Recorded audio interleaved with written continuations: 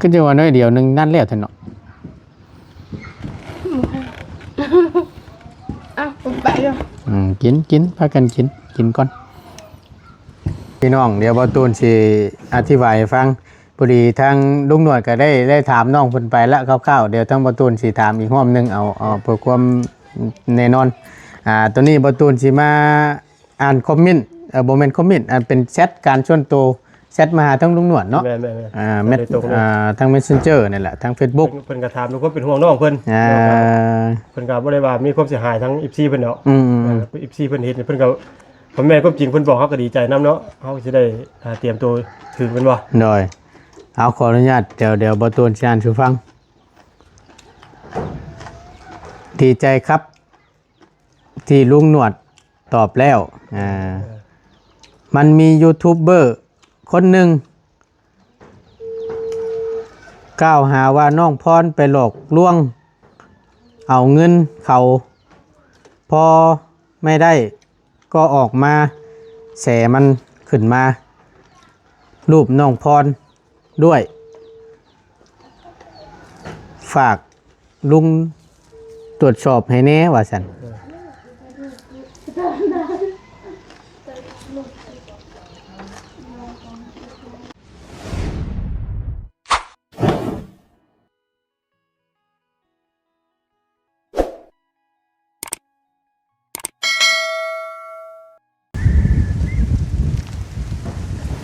ปลาตอลมเย็นช่วยบาดนี่พี่น้องเอ้ยสิเบิดอีกแล้วบ่เนาะหรือว่าจังใดผลฟ้าอากาศนี่ก็ได้เอามื้อนี้ก็เป็นอีกมื้อนึงเนาะพี่น้องเปิดคลิปเปิดภาพอีกบาดนี้เนาะกะอยู่โฮมกงม่วงเฮาคือเก่า เอาก่อนอื่นพี่น้องเอ้ยกราบสำบายดีและสวัสดีเด้อพี่น้องเด้อสำบายดีกันเบิดสู่คู่สู่คนเนาะพบเจอกันกับบ่ตูนในคลิปนี้ก็สิเข้าไปหาทั้งน้องเพิ่นก่อนไปอัปเดตเทือนในตู้ของน้องกึนี่แหละว่าไปฮอดไซแล้วเนาะคือจังว่าโมเมนต์เกี่ยวเข่าหาก็ขึ้นมาบ่พี่น้องหรือว่าจังใดเนาะยันแม่นและยันก็เข่าไว้แล้วตามเบิ่งที่เพิ่นแหกไว้มื้อนั้นน่ะนะพี่น้องแล้วบัดนี้ทั้งน้องเพิ่นลงไปเกาะให้ทั้งเมตุบัดพากันขึ้นมาเตรียมกับข้าวกับน้ำประจักษ์เนาะไปเดี๋ยวเข้าไปเยี่ยมยามทำข้าวเพิ่นก่อนเนาะเรื่องเงินไม่ตู้นี่ก็คือว่าหั่นแหละพี่น้องเอ้ยมีแต่ว่าไม่ตอกขอกตาหรือว่าเกี่ยวกับอุปกรณ์เครื่องเฮือนนี่พวกไม่เส้นไม่คือไม่ค้างต่างๆก็ถือว่าได้ครบไปแล้วเนาะ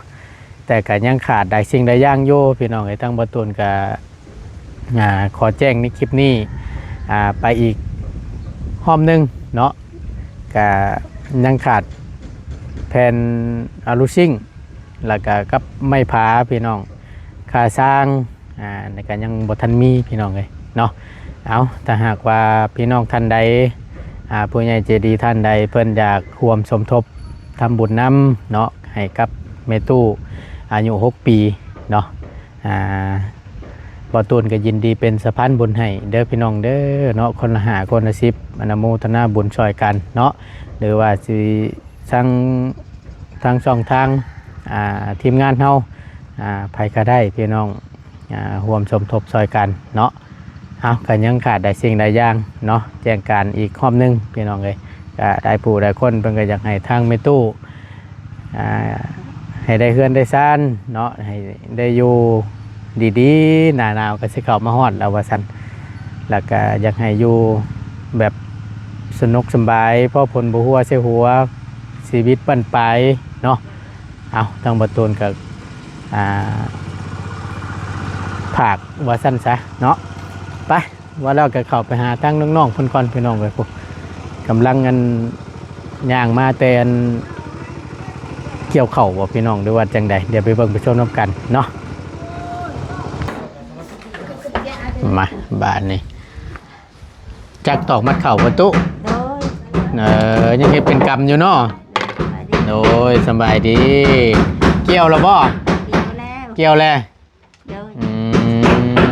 ยังบ่พออยู่บ่ตอกมัดเข่านะ ยังเลย ยังอยู่ เขายัง เออ เขาจักแบบมัดจักแบบนั้นไม่ได้จักอะไร เนาะบัวลำมันมัดโดดลำมันมัดก็ได้ตัวลำเข่าอะไรได้คือกันลำนั่นน่ะมัดกระโยคือกันลำงามๆในนั้น ไปเห็ดแบบนั้น บ่จักก็ได้คือกันเพราะว่าเคยอยู่เฮาก็ได้เนาะ เราเคยอยู่แล้ว หากว่าจักกระเทินว่ามีใหม่ แบบว่ามีไม้มีตอกแต่ก็จักไปน้ำเฮ็ดไปน้ำติ เรือเขาเกี่ยวข่าวเขานะ อ๋อ เรือนี่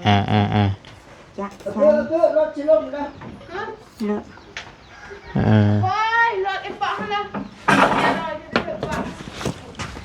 งัวเอาเนาะคิดถึงว่ามันได้บ่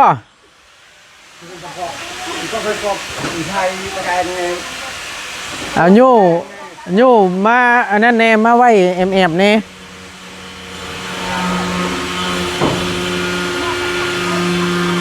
รถงัวของรถล่มมันพอแห้งนั่นน่ะขี่มาไว้ห่มพี่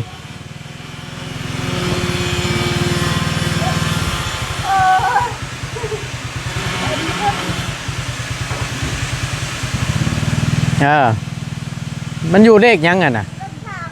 ปล่อยปลดลงมาใช้เด็กสองพี่มันโมเมนต์เด็กบืนได้เด็กสามมันนะเบรกนะเข้าไปสั่งเงินรักขัวผู้เฉาเพื่อนผู้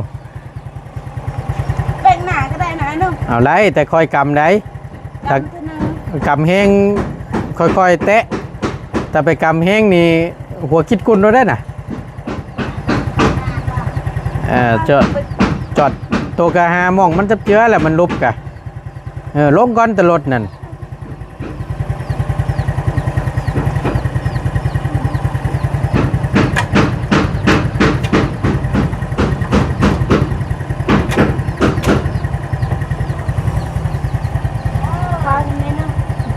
กะวันสิบล่มแหล้วว่าตัวกะกะมั่งคือกันแล้วไอ้กะ กินข้าวอ่ะ ได้ยังกินเกี่ยวเข่าบ่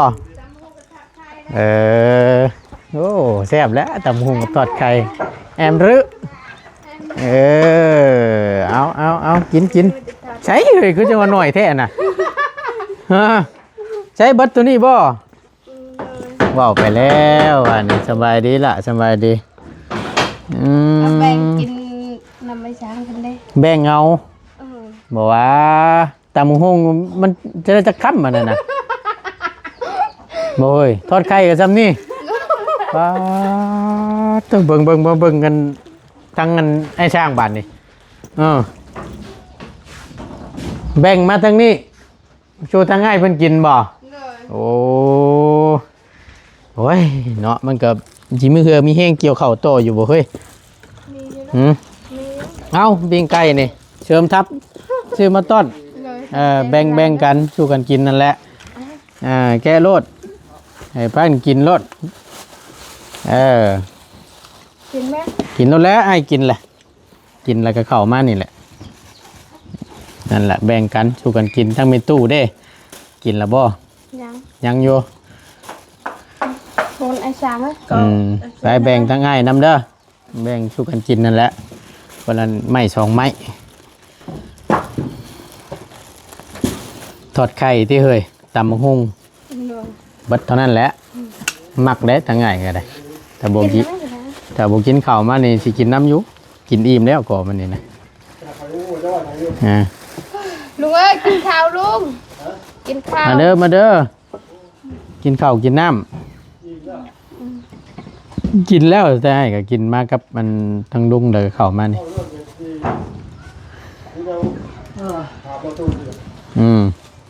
โอ้ย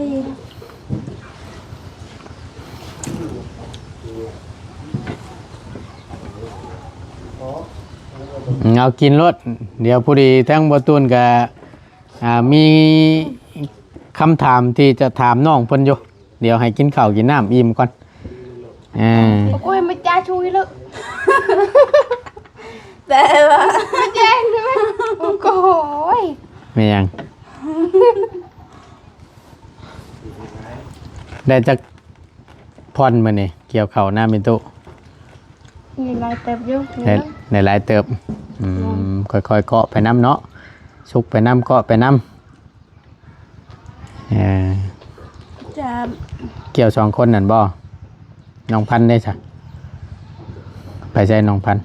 เป็นเกี่ยวนาพอแล้ว อ๋อยังบ่ทันแล้วบ่ก็จะว่าน้อยเดียวนึงนั่นแล้วเถอะเนาะ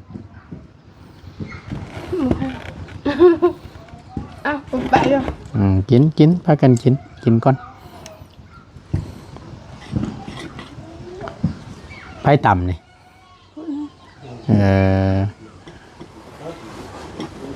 เผ็ดเลย เผ็ดป่ะ อ้าวก็อยู่มา เนี่ยเป็นยกให้น้องนี่ได้อยู่คำหนึ่ง บอก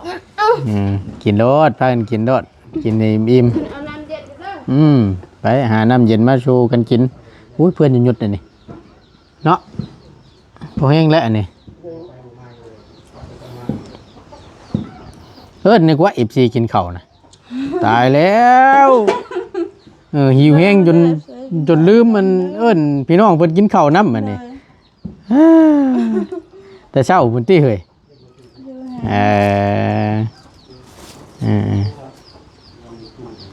เอากินใช้มันมียังอยู่ในครกกันนะ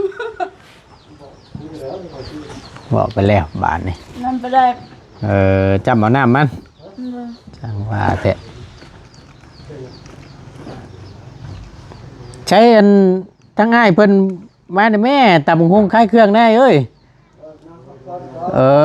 มาแม่จะหน่อยว่ามันคล้ายเครื่องได้ตำหงนั่นน่ะ ไม่แซ่บ ฮะอันไหนก็เดี๋ยวจะเอา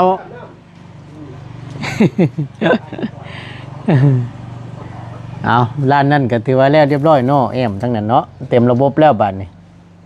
ปิดจ็อบในร้านดังเข่าพาเข่าช่วงใบซีเมนต์ตัวนี้แหละพี่น้องเนาะโตทางนี้นี่ ลูกให้เอิดหาเลย มาไม่ลุงมาไหมมาจวดน้ำกันไหมมาได้ อิ่มแล้วไป อิ่มเลย นั่งเบิ่งนั่งเบิ่งเลยชื่อนะโดยเอามาจวดสบายดีเด้อสบายดีโดยเอากันได้พี่น้องเด้อ ช่วงเที่ยงเนาะ พักเที่ยงพักเบรก พักเบรกช่วงเที่ยงจับพอดีแล้ว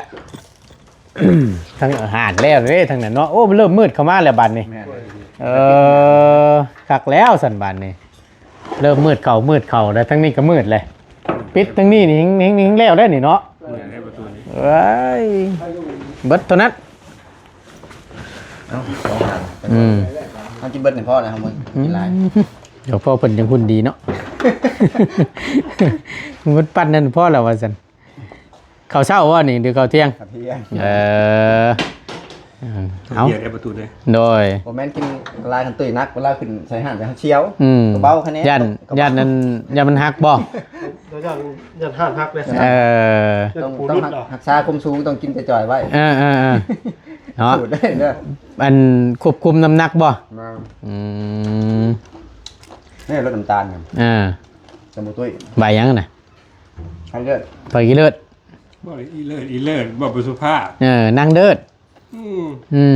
ขอโทษ อืม ที่ว่าผิดไปพนังเลิศ ฟังนั่งเดิด ก็เลยก็เป็นแนว ขออภัยครับขออภัย ว้า รักกันเนาะกันกัน เจอไอ้อาเทศระบาดนี่ นั่งเลยเหรอ ที่ได้จะคำเลยแต่ไงบุญมีบัน โอ้ว่าจะขอฟันเลย จุกเลยเนาะ จุกไปได้เติบคำเล็กกันเนาะนี่แล้วคนว่าใส่คำพิษ หย นะ อกได้พี่น้องได้ ง่ายดอกหัวอยู่ เอาบ่นัวหัวม่วนแหละพี่น้องเนาะ ยุ่งกันมาหยอกกัน กินแบบตุ่มไหม เอาเลยเฮากินเรียบร้อยแล้วหั่นน่ะ อิ่มแล้วกินอะไรก็เข้ามานี่แหละ กินตะแรงมันบ่ายไปเนาะ พุ่นแล้วเก่าๆเขาพุ่นแล้วช่วงเวลาเก่าพุ่นเลยไปนำอีกเรื่องกับแม่นพุ่นแล้วบานนี่สินอน กินข้าวต้องข้ามเนาะ แม่นตามรักมันก็คือสิแล้วกินตอนเช้าตอนเที่ยงเต็มที่รถน่ะนะ ขึ้นนี่ก็จุดพันเนาะ พันว่า อยากเข้าป่ะ หิวเข่าพันว่ากินเข่าบ่อิ่ม เมื่อคืนนี่เลย แม่น ปานนั่นบ่คือจังว่า สูตรเมื่อว่ามันจะของหิวเข่า แม่นะครับ โคตรโพดเนาะ คนอื่นพันเลขพันเบอร์ คิดในใจว่าพวกคำหยาบคายเนาะพี่น้องพวกคนเดียวได้ว่าพ่อจะมาหลับรวยมูเนาะพันนี่ว่าพันหิวเข่าหิวหน้าเนี่ย นอนอยู่กับจังพันหิวเข้าวตายเนาะ คนอื่นก็มาพันเด็กแต่คนละพันวิ่งของอิ่มหน้า คือจะว่ากินอยู่นะ เขาว่ากินอยู่เลย ละมือ นะมื้อ ตายเนาะยันกินก็ยันบ่เต็มสปริงไปได้นะเบิ่งนี่เนาะ เมื่อว่าการหิวดี สบายดีทุ่งสบายดีปานนั่นหน่อยเนาะ อันหิวเข่า เขาไปคิดข่าวมาเนี่ยเขาบอกงานเขากินข้าวรอบดีดิพอไปนอนมันนี่มันหิวยิ่งกว่านอนฝัน เก็บไปฟันเลยตาย พูดเมื่อว่าอยู่คนเดียวคือในใจแหละเพราะผมชาวบุรีมาล่ำบุรีคนอื่นเขาหลังนอนอยู่ต้องฝันไปยิ้มเขาไม่ได้ โอ้ยจังเป็นเนาะแล้วจันก็ว่านั่นน่ะว่าสิถามอยู่ได้ว่าฟันได้ตัวใดหั่นน่ะว่าหิวข้าวแล้วก็สิแล้วคงสิบ่มีเลขมีเบอร์หรอกฮะใช้แบบใดเฮ้ยมานั่งเบิ่งดูเบิ่งอันเอามาพี่ดูมันแจ้งๆแน่มาพี่เป็นหนักแล้วแม่นจังหน่อยเพราะว่าหาอยู่ใส่ดิว่าได้ คนดำแทงดำเอาทั้งพี่แหละมันจังนั่นแน่เอา ใช่ไหม แบบไปดิป่านนี้พี่น้องเลย เพราะว่าอันนี้ไปใช้กับเมียคอยแล้วเมียเห็ดแซ่บกินมาแซ่บกินบอกไปแล้ว เลือดเลยเดี๋ยวไปแบบขับเนี่ยเขาระเบิดกินแล้วเขาบอกไปทางนั้นเนี่ยเขาระเบิดแล้ว โอ้ยเมียคอยเห็ดได้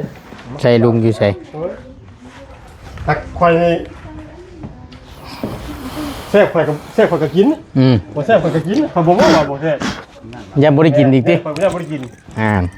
แบบนั้นไหนก็หมายนะเมียถามว่าแซ่บบ่แซ่บที่จริงมันก็ฮอกกับฮู้ด้วยบ่แซ่บอยู่ในใจนี่แหละคือในใจครับหักชวนตัวคอยนำแต่ว่าบ่มีแล้วความลับแล้วบัดนี้บอกแล้วทั่วโลกหักคอยนำบอกตามตรงได้คอยกับเมียน่ะคำแซ่บว่าแซ่บบ่แซ่บว่าบ่แซ่บ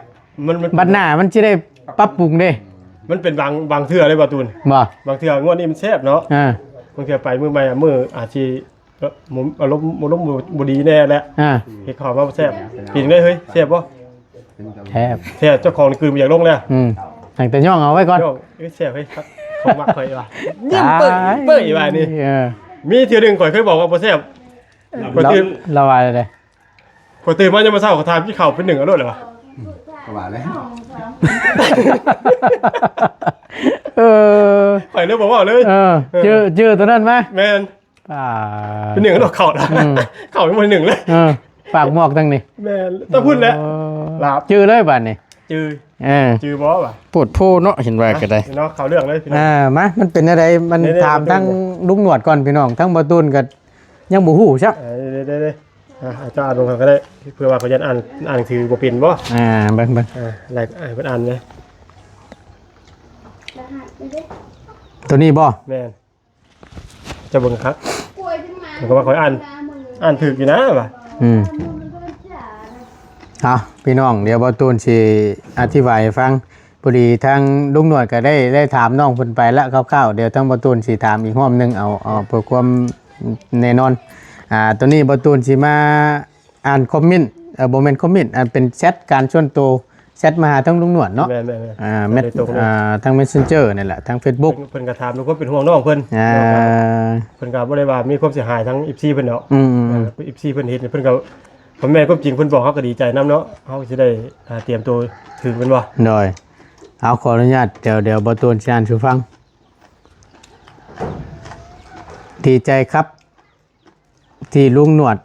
ตอบแล้วมันมียูทูบเบอร์คนหนึ่ง กล่าวหาว่าน้องพรไปหลอกลวงเอาเงินเขาพอไม่ได้ก็ออกมาแสมันขึ้นมารูปน้องพรด้วยฝากลุงตรวจสอบให้แน่ว่าสัน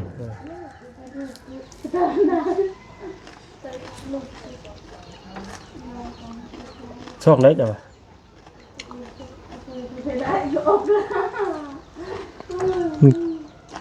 น้องไปหลอกเอาเงินไปเลย จ๊ะโอ้โห ไปคุยกันนะเด้ ตามที่บ่ตูนเข้ามาคู่มือกับลูกหนวดหนึ่งคือบ่เห็นนะผู้ใหญ่เพิ่นเป็นอันที่ภาคผ่านมาทั้งบ่ตูนให้เป็นสะพานบุญให้ก็เพิ่นก็ให้ด้วยความเต็มใจ แม่น เพิ่นก็บ่ได้หวังนู่นนี่นั่นมีแต่ว่าเป็นน้ำใจจากอ้ายจากเอื้อยที่ฝากให้น้องเพิ่น แต่ตำรวจคิดว่าสมมุติเนาะตำรวจสมมุติเนาะ อืม บุคคลคนนั้นเนี่ย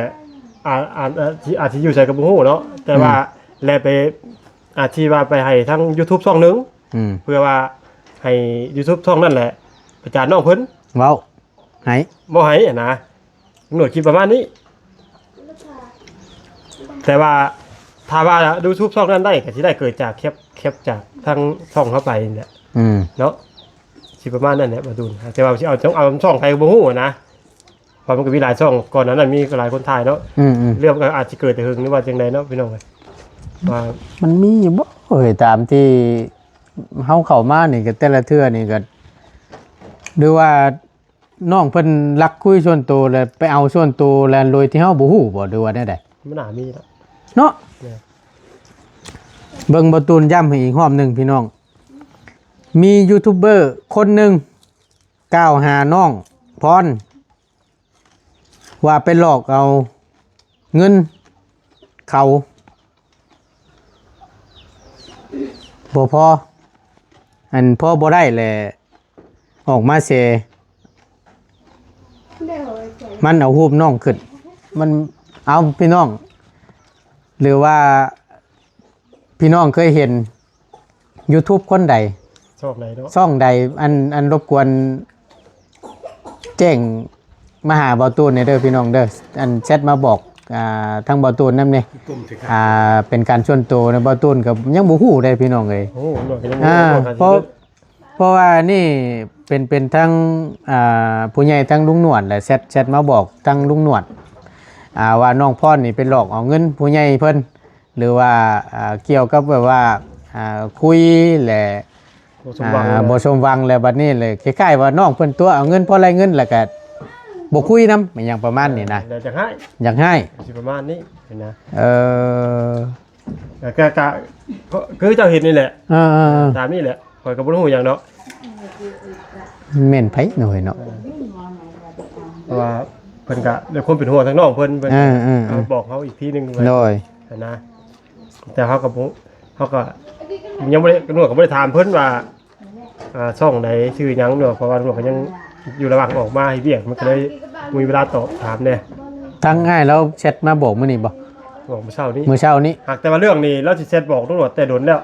เพราะว่าก่อนนั้นตำรวจบ่ได้ตอบไปเพราะว่ามันมันบ่เด้งขึ้นได้บ่โทรศัพท์ข่อยแบบว่าเพิ่นเกิดว่าจังไดมันบ่ได้เป็นเพื่อนกับทั้งเฟซอ่ะนะ อืม แล้วเพิ่นแชทมาทั้งไม่ได้เจอแล้วบ่ได้เป็นเพื่อนกันมันสิบ่ค่อยเด้งขึ้นเนาะ อืม มันโดมสิเด้งขึ้นแม่นบ่ นอกจากเขาเข้าไปเบิ่งตัวข้อความหั่น แม่น